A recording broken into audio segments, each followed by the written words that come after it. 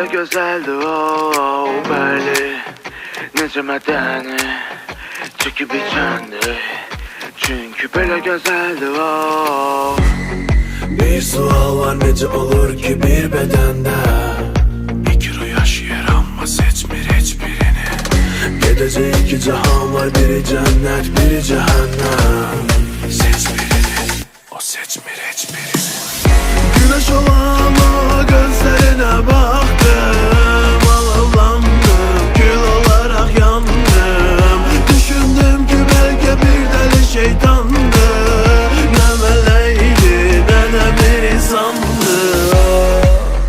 Biraz deli, biraz esabi, çünkü böyle güzeldi o belli. Nece bedeni çekip içendi, çünkü böyle güzeldi o.